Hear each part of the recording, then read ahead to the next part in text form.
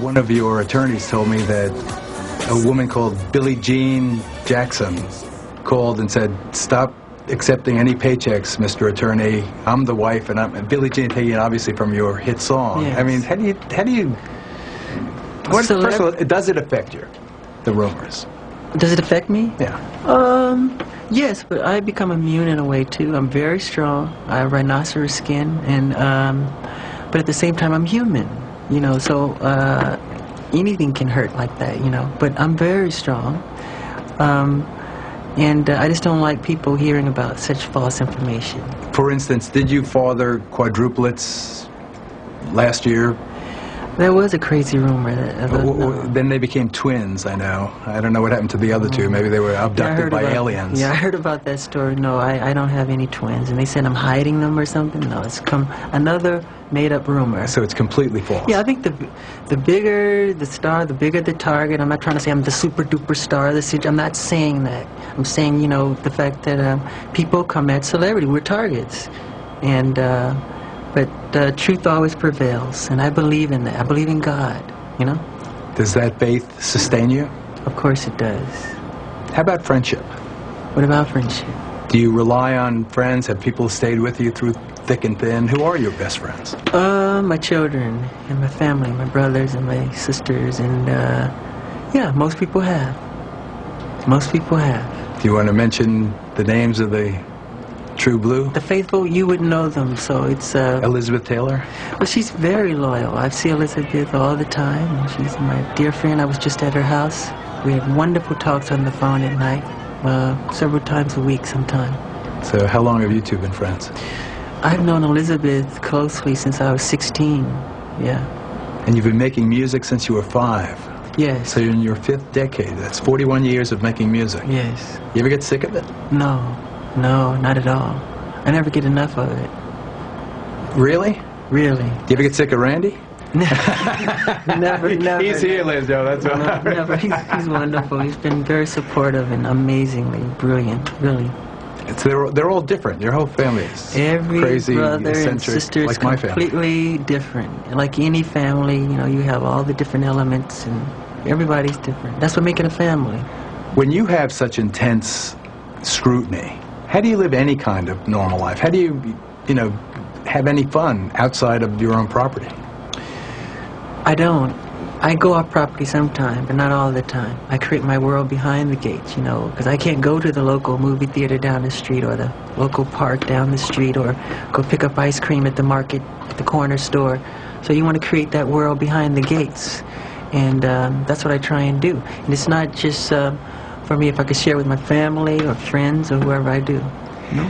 And that necessity for some privacy drives all these crazy rumors and speculations. So it's a difficult balancing act that you have to endure. Yes, yes. It's part of what comes with celebrity. You know? But you're not complaining, are you? I don't. I try to, you know, rub it off. Not that I don't know what I'm the king of. King of getting shot at, maybe. No. King of journalism. So what is it about children in distress? You mentioned the tsunami relief effort. Yes. What is it? Is it your own fatherhood that motivates that? Caring and reading the Bible, learning about God, Jesus, love. Jesus said, bring on the children, imitate children, you know, be like little children, and to take care of others, to take care of old people. And we were raised with those values. Those are very important values, and my family and I, we were raised with those values, and they continue strong in us today.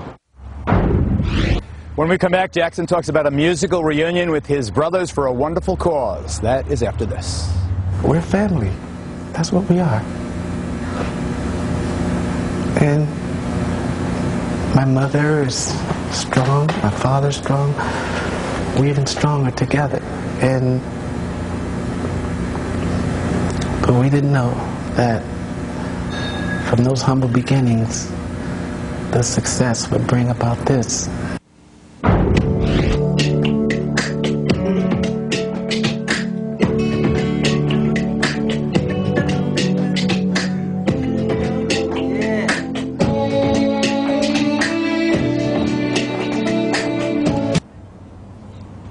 You know, I've taken firm and very public positions on every major case from O.J. Simpson to the Clinton impeachment, but none has generated the negative attention of this one.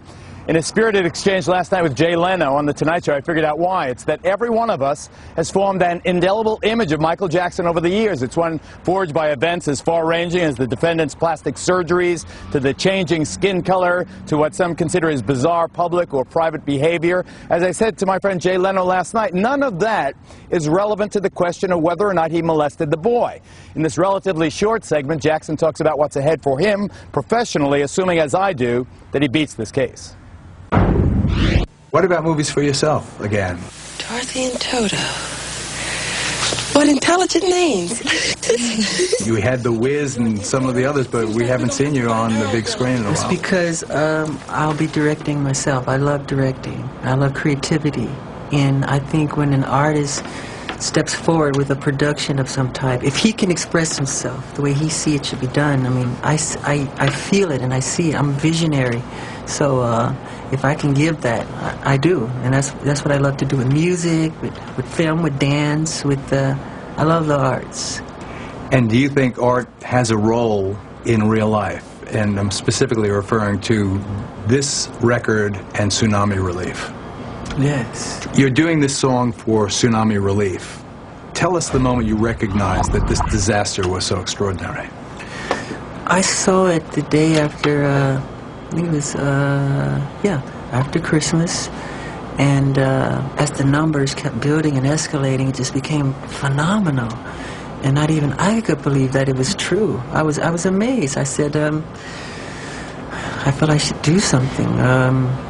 That's what God gave us talent for, to give and to help people and to give back. And so my brothers and I decided to put a song together.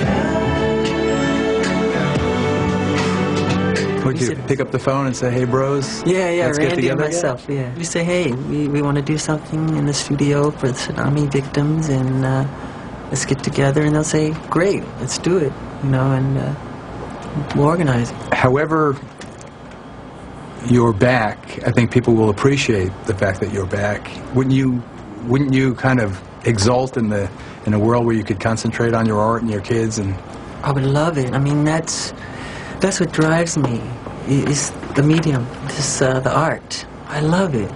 And that's the world I'm most comfortable in.